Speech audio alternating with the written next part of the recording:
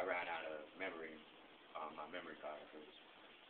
But let's move right along, because last time I talked about was the sense of hopelessness and the mentality of one who has nothing to lose, which makes the probability of violent reaction and suicide, other self-destructive behavior, more and more likely to happen.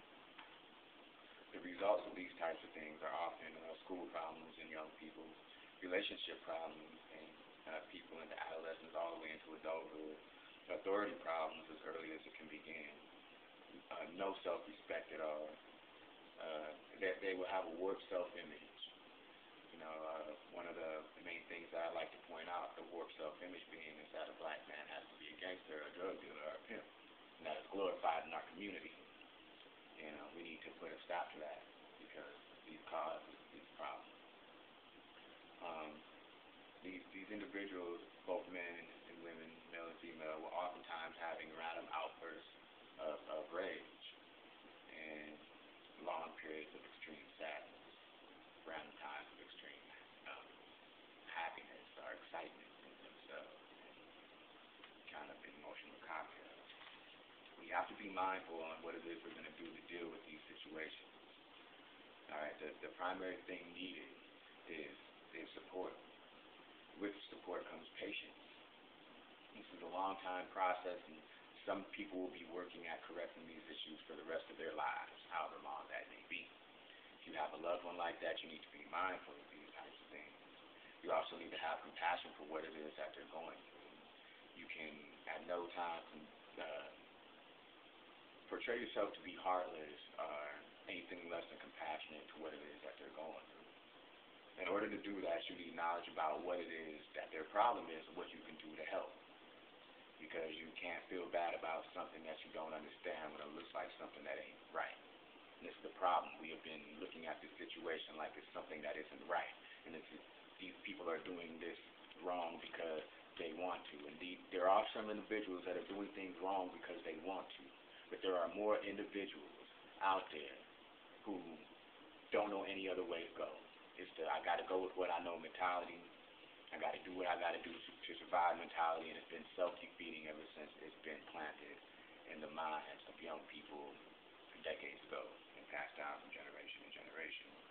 You also need dedication to this. It's going to make a very, very big difference in the long run for generations to come, from your family lineage to other people's. And please do not confine this to your home. Put it out to the community. It takes a village to raise the children, and this is what this movement is all about. The children being able to have decent fathers and male role models in their lives. The women being able to have a man to respect, and also being able to respect themselves, and put down these types of mentalities that are self-defeating to the purpose of a family structure in our communities becoming an economic power, socially, economically independent, relying on ourselves to spend that money that we're collecting from welfare and stuff on our school systems, on our park systems, on our neighborhood beautification, on our neighborhood watch, so on and so forth. In closing, you don't have to hit yourself in the head with a hammer to get rid of a headache. You're not going to do that. And you're not going to cast out or be hateful towards someone who has lupus, are you?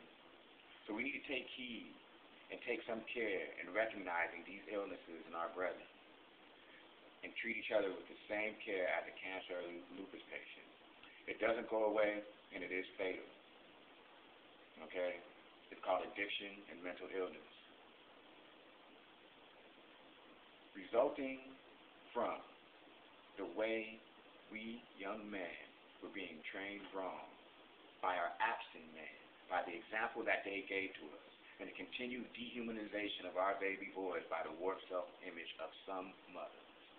I'd like to thank you guys all very much, and know if you shoot fish, lace it up, and quit complaining about it, do something about it, and be about it. Let's all come together to fix this. All emotions aside, because it's time to handle business. That's the only way the black man can stand up. Peace and love. God bless you all. Black man, stand up. I'm out.